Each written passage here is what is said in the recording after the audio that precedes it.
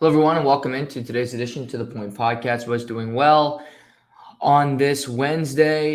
Here to break down some interesting games from the NHL last night.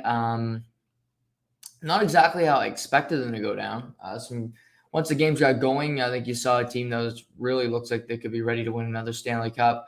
And really interesting game out west that went late, went into overtime. So recap all of that, kind of the big takeaways from last night. Start to preview tonight's game ones in the Stanley Cup playoffs between the Rangers Hurricanes and the Oilers and Flames in the first game of the Battle of Alberta. So Leon Draisaitl, no news yet. If I do get some news throughout the show, if he's going to be available, if he's going to play tonight, I will let you know that as soon as I do. Also today we'll talk about the NBA, the draft lottery last night, some interesting news there, some betting, interesting betting lines with when it comes to the PGA Championship. A few that I like. I did throw down $20 on Patrick Cantlay to win the tournament this morning on FanDuel Sportsbook. He has not won a major. He's finished second. He's been right there. He's one of the best players in the world. Won PGA Tour Player of the Year last year. I think he's primed to win one. Maybe it won't be this week, but I think this course, he can hit the ball long. I like Patrick Cantlay, but there's another bet that I think everybody should be looking at, and it's a sneaky good one. You get sneaky good odds, and you can have a good little payday. So we'll talk about that as we get to our pick of the day later in the show. But, what's the most interesting thing in sports right now? If you had to pick one thing, there's the Phil Mickelson of it all, and him not being, and there's Tiger Woods being at the PGA Championship, which to most people is super interesting, super, that's like breaking news, and it's super compelling. Again, that's not my mantra to jump on the low-hanging fruit of what the media is talking about, so that's not it for me. Stanley Cup playoffs certainly is interesting. Barry Trotz, where does he go? The fact that he interviewed in Winnipeg was shocking to me. That's an interesting little tidbit yesterday. But if I had to pick one thing right now that I find the most interesting in all of sports, it's the fact that how can I put this without being too mean here? It's the fact that the Stanley Cup playoffs it's the fact that the Stanley Cup playoffs are a little mundane. It's the fact that a series I expected to be extremely compelling, extremely physical, and as a whole, I think the Stanley Cup playoffs have been kind of underwhelming. And I love hockey. The Game 7s were great. I've watched every game so far, every second. I stayed up till late last night watching Colorado and St. Louis, and that was one of the best games of the playoffs so far. So maybe that's a sign of things to come. But with the way the game's being officiated, with the way the game's changed, less physical hockey, easier to get the puck through the middle of the zone, less of a fight, has the product been diluted a bit? I'm going to talk about the games as a whole, but just as a theory, just as a mission statement, I think the games have been a little lackluster. Tampa and Florida last year, in just a year's difference, it was a war of a series. It was a war of attrition. It was about physicality and owning the middle of the ice, and it was cross checks and in your face, and it was a series to remember, and it was only 5 games. But as we get through round 1, we're into round 2 in the Stanley Cup playoffs, I don't think the product's been as good this year. I don't think the playoffs have been as compelling. I don't think the series have been as good. Normally you can name, 1, 2, 3 series that you find so compelling in the first round. To me, the best series was New York-Pittsburgh. The second most compelling series, I don't know what it was. Tampa, Toronto, I guess, but you had 3 or 4 games in that series that were blowouts, that weren't even close. My mission statement is not to complain about this. But it's just an observation that the way the game's officiated, the way that, do you even notice in games when there's a big hit, you have to go after somebody and it's the playoffs? That's what I've been accustomed to in the regular season. You throw a clean hit and somebody has to go chase somebody for some reason. Don't know why. If it's masculinity, feel like you have to stand up for your teammate. But I saw it last night where along the boards, I believe it was Duclair just got hammered by Zach Bogosian. And Hornquist went after Bogosian after the play. Why are regular season principles being instituted in the game in the playoffs? They should not be mutually exclusive. And I think that's something that's been perpetuated for a long time is we want the game to be officiated. We want the game to be just like the regular season. Well, that's not smart business. That's not a good way to do things, because newsflash, in every sport, the regular season is not as entertaining. It's not as exciting as the playoffs. And yes, it's different because it's a best of 7. So you're going to say, well, it's by osmosis, it's more compelling. Well, I haven't seen it. When you have 82 long games and you're waiting for it to get done and done and done, and then you get to the finish line, when you get to the real deal and the product is the same, it doesn't excite you. You're like, I've seen this. I've seen this before. What series has bite? What series has a whole lot of intrigue? They're blowout games. Teams are folding after a 2-0 lead. Teams don't have energy coming out for shifts. And for once, the NHL has had a longer break than the NBA when it comes to between games, when it comes to staggering times so you have better outcomes. And to me, the NBA product has been better than the NHL. There's only been one sweep in the NBA through 2 rounds. There's only been one in the NHL. I get that. But the NBA had 2 Game 7s that we saw. At the Bucks-Celtics series was better than any first-round series in the NHL. For people that want the game officiated the same way, and you want the game to be similar and the checking, and I think that's a lot of people that want that idea are on teams that don't have a lot of physicality and are, supporting teams that can't match the physicality and can't match just the energy, the unbridled enthusiasm for the game, and say, well, my team can't get there, so let's keep it the same as the regular season. We've had a lot of success there. Well, if I think teams that like this idea, it hasn't worked. Toronto's out. They play that way. I'm sure they wanted it that way. Boston is a playoff team. They usually get better this time of year. They're out in the first round. Minnesota, gone. These teams that I think would benefit from the old school way are losing. But to see, you look at the new wave, like at Toronto, they're not a physical team. They're not, let's go in the corner. I mean, look at William Nylander's play. It doesn't take long to figure that out. And they're out of the playoffs. So it's not benefiting the finesse teams any more than it is the physical groups.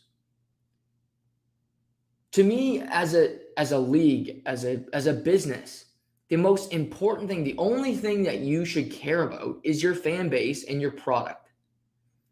Is your product more compelling? Well, I know that NBA fans have thought that their product is more compelling because their ratings are up 23% from last year. That's TV ratings, up 23%. That's a really good spike. I'm waiting here in the NHL. First round's supposed to be released any day now. I don't think it's going to be up.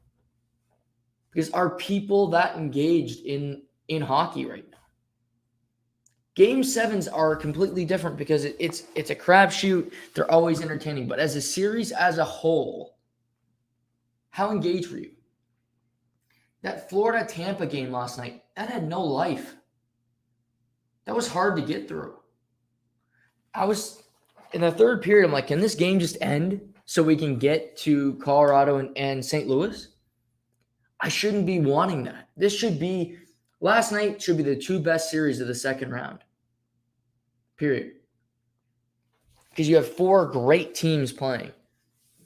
But instead, I watched the Battle of Florida, and I'm just like, that is a dull game. There was nothing exciting about it. There was nothing compelling. Florida was skating like they had sand up their ass. There was no physical. There was no hate.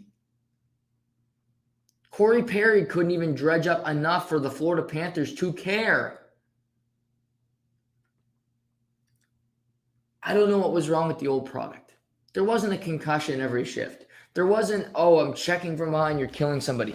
Did Nazem Kadri cross the line? Sure. Yes, but he got suspended, so you eliminated it. Yes, Rafi Torres, but he got suspended 25-plus games. Those type incidents got eradicated.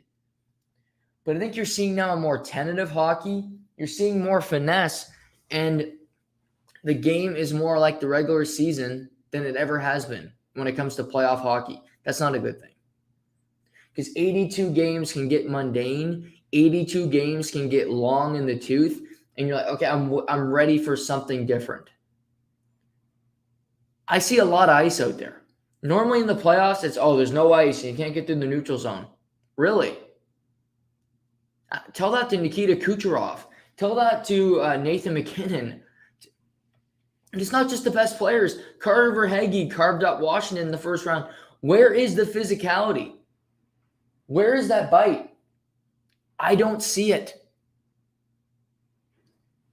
To me, this is a mistake of the league. This is a mistake of, and maybe you disagree. Let me know, because I just think this is a fundamental issue that's not being discussed. And maybe people are enjoying it more than me, but I don't know how you could enjoy that Florida-Tampa game last night. If you're a true hockey fan, yeah, you're happy you're watching a game. It's a Tuesday night. You're looking for something to do. Okay, I get it. But did you really enjoy it? Was there anything that was that compelling about the game last night? Or were you killing time so you could go to bed, so you could wake up and go to work and start the shift all over again? Was that basically it?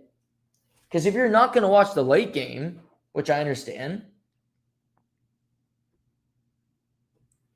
that's it. That's all you have. You have that shitty game that you didn't even get to see the best one last night.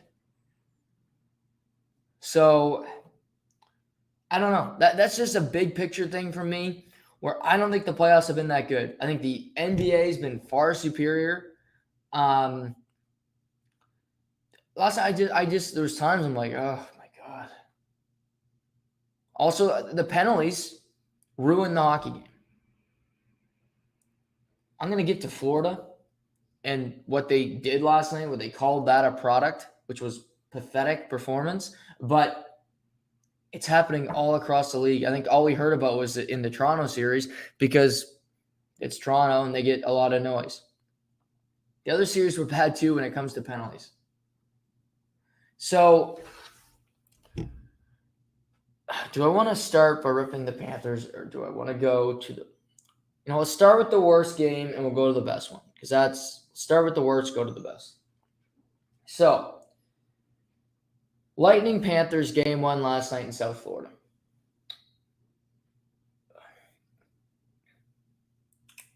The Tampa Bay Lightning came out in the first period with a lackluster effort. They were not engaged. They were sloppy. They were missing passes out of their zone. They didn't have a whole lot of energy. And Florida eventually took advantage when Huberdeau, great play, spotted Duclair across ice, and he beats Vasilevsky over the pad.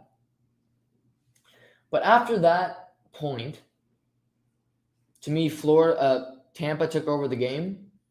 And after that point, there was 5 minutes left in the first period. Tampa was by far the better team. Florida lost their edge. They lost their jump. And their star players, I think, all must have took a sleeping pill. They must have all took some melatonin before the game, because they were just snoozing. they were lifeless. Ryan Lomberg and Anton Lundell had the most energy for the Florida Panthers last night.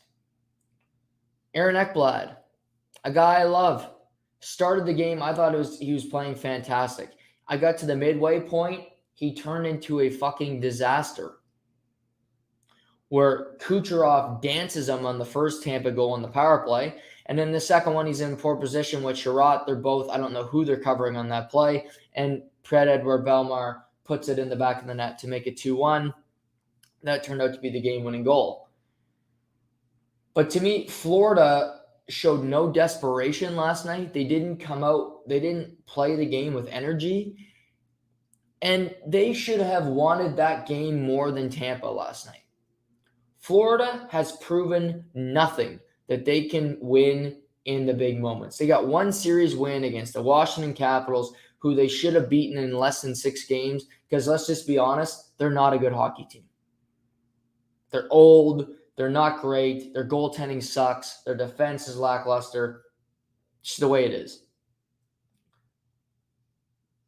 Florida just lost their edge. They lost their will less. I didn't see anything that would make you feel great about the Florida Panthers. Bobrovsky, I thought, played really well. You can't blame him for last night. Vasilevsky was better, but he was good enough to keep them in the game. He made some big saves. But Florida chased the game. They were loose with their sticks. They're getting beat, and they had to try to counteract it, where Kucherov and Colton and Perry, Bellemare, these Tampa forwards, it wasn't all the skilled guys. We're winning puck battles. We're in the neutral zone stealing pucks. And the Florida defense corps decided that they needed to yank them down. They needed to hold them. They needed to do whatever they possibly could to get a penalty in the game last night. The Panthers defense corps had 10 penalty minutes last night. 10. First of all, you can't take that many penalties against a Tampa team on the power play. Tampa scored 3 power play goals last night. It's a killer. But, Uyghur takes a couple penalties.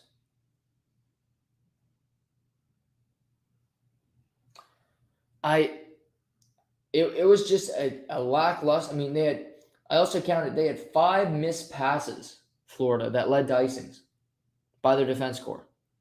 This wasn't the forward breaking out too early. This was just a missed pass, and it leads to an icing. Goes down the ice, and you have to win a draw. What happened on the second goal? You iced the puck. Fourth line for Tampa stayed on the ice.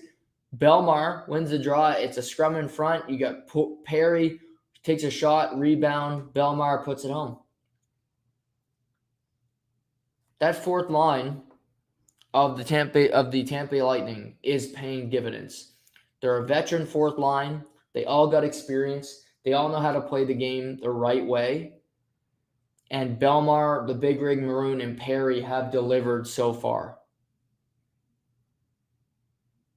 Stamkos wasn't great last night. Kucherov had his best game of the playoffs, in my opinion. He was a man possessed.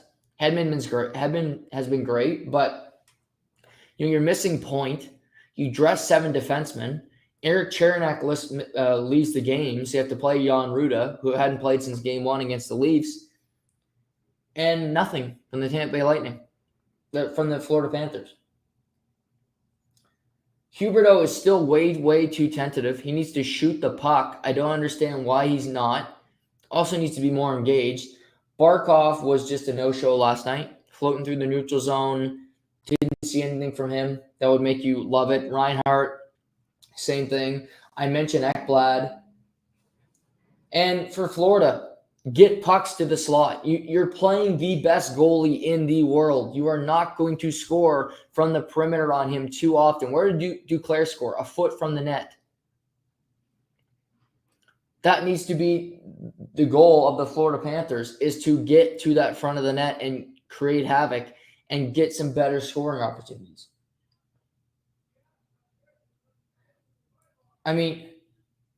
Kucherov had 2 points last night. The Worm, Corey Perry had 2 points.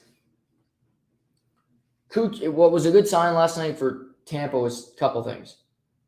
Number one, Vasilevsky has had back-to-back really good games where he started off slow in that first-round series, played great in the third period, overtime in Game 6, played great in Game 7, was fantastic last night.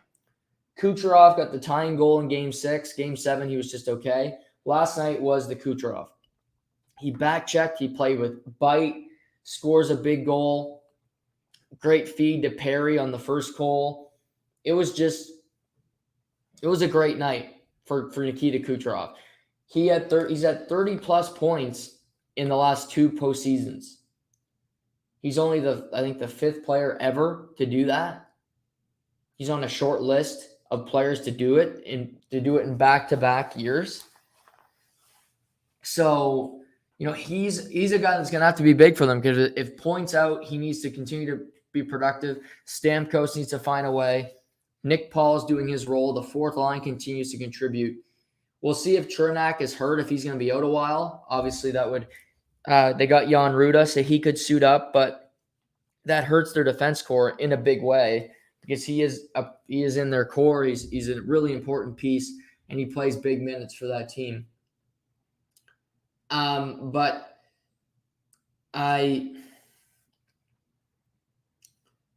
for Florida, how can you have that effort last night?